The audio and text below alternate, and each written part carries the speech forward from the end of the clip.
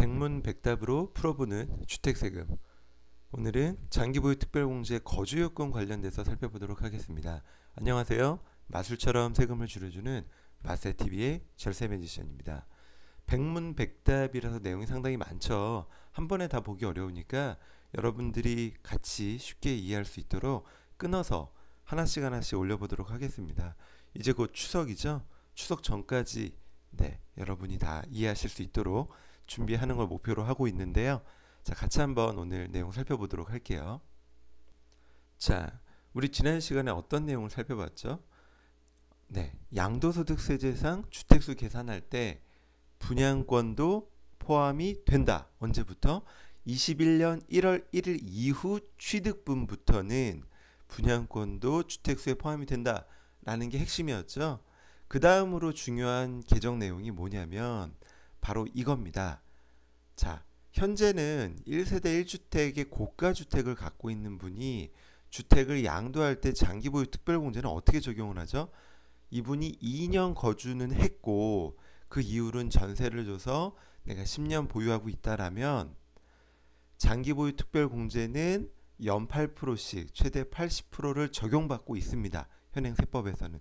그런데 내년 양도분부터는 그렇게 적용을 하지 않고 보유기간 연 4%씩 따로 거주기간 연 4%씩 따로 적용을 하겠다라고 개정세법 안에 나왔죠. 자, 요거는 거의 100% 시행이 될 겁니다. 그래서 요 관련된 내용의 질문들을 하나씩 살펴보도록 할 겁니다. 자, 첫 번째 내용입니다. 1세대 1주택 고가주택 장기보유 특별공제에 거주기간 요건을 추가함에 따라 양도소득세 부담은 어떻게 달라지나요? 자, 국세청에서 그 내용을 한번 숫자로 세부담이 얼마나 차이가 나는지 줬는데 계속적으로 말씀드리는 건 보유기간을 각각 적용하겠다. 그래서 3년, 4년, 5년, 6년, 10년 차까지 이 현재 80%까지 연 8%씩 적용되는 것들을 개정이 되면 보유기간 따로 그래서 12%, 16%, 4%씩 해서 최대 40, 거주기간 따로 12, 16, 40 그렇게 적용을 할 예정이다 라는 내용입니다. 자, 예제를 볼까요?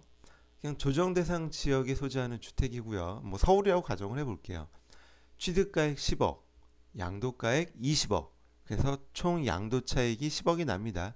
1세대 1주택 보유자일 때 자, A라는 사람은 10년 보유하고 10년 거주했고요.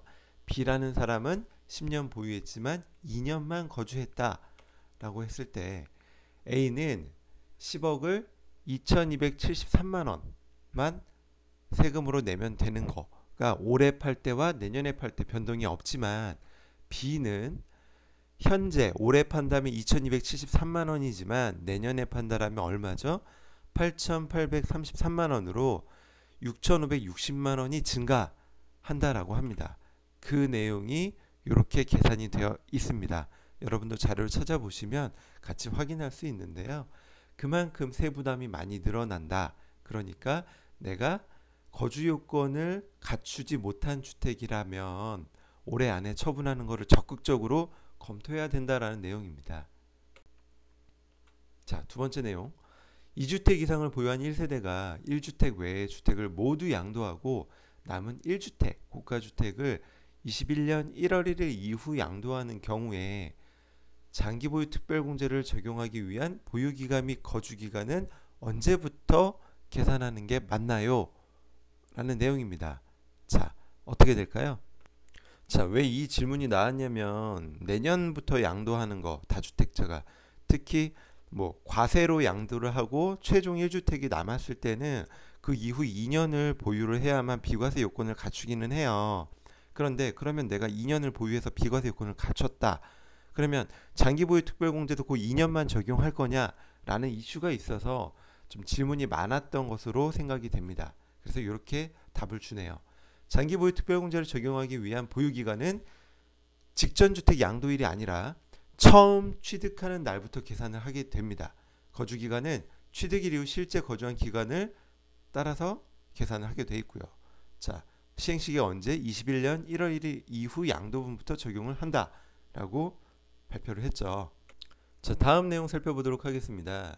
일시적 1세대 2주택과 장기 임대주택을 보유한 1세대 3주택자가 고가주택을 양도할 때 일시적 1세대 2주택 특례 및 거주주택 비과세 특례가 중복 적용되어 비과세가 적용이 된 경우 9억 초과분에 대한 세율 및 장기 보유 특별공제는 어떻게 적용하나요? 이거 제가 올 5월 달에 올려드린 유튜브에도 내용이 있어요. 양도세 비과세라고 해서 너무 안심하지 말라라는 제목인데 그 내용 한번 위에 링크로 다시 한번 달아놓도록 하겠습니다. 사실 이 내용은 작년 재작년에 세무서에서 타겟으로 잡아서 많이 조사를 했던 내용이에요. 그 내용이 복잡하게 바뀌다 보니까 비과세가 적용되기 때문에 9억 초과분에 대한 것도 비과세 규정 및 연 8%짜리를 따라가야 되지 않냐라고 생각하는 분들이 많았고 그렇게 신고한 내용이 많았는데 사실은 그렇게 적용이 하면 안 되는 그런 내용이었죠.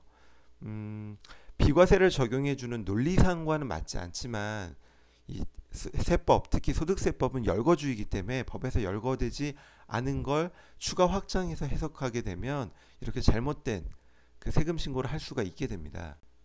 그래서 국세청에서 이렇게 답을 하죠. 1세대 3주택자가 양도하는 1주택이 일시적 1세대 2주택 및 거주주택 비과세 특례로 비과세 적용을 받는 경우 양도하는 주택의 9억 초과분에 대해서만큼은 중과세율이 적용되며 장기보유 특별공제 또한 적용되지 않는다라고 해석을 냈죠. 그 내용이 2019년 2월 달에도 나온 예규에도 있습니다. 자, 그때도 동일한 질문이 있었어요. 감면주택을 포함해 3주택을 보유하는 일반 주택을 양도할 때 양도한 주택이 고가주택에 해당하는 경우 자, 중과세율 적용이 됩니까? 자, 그 내용에 대해서 주택법 99조 2를 적용받는 주택을 보유하고 일반 주택을 양도할 때 양도주택이 고가주택에 해당되고 1세대 3주택이라면 고가주택에 해당하는 부분에 대해서만큼은 중과세율이 적용되고 장기보유 특별공제를 배제합니다. 라고 서면 답변한 내용이 있습니다. 자, 그래서 그때 제가 올린 유튜브에서 어떻게 결론을 내렸었냐면 일시적 2주택은 그 외 어떤 세제 혜택이 있는 주택과 결합한다 하더라도 매도하는 주택이 9억을 초과하는 고가주택의 경우 3주택 중과에서 열거하지 않는 한 양도소득세 중과 및 장기보유 특별공제 배제를 피해갈 수 없다라고 결론을 내려서 그리고 그런 사례가 해당되는 주택은 이런 것들이 있다라고 제가 정리를 한 내용이 있습니다. 자, 위에 링크를 통해서 한번 그 내용 복습하셔도 도움이 될 것 같습니다. 자, 그래서 오늘 말씀드리고 싶은 건 이거예요. 최소 2년 거주 요건을 충족을 했지만 10년 거주 목적의 주택이 아니라면 올해 매도를 적극 검토하자. 왜?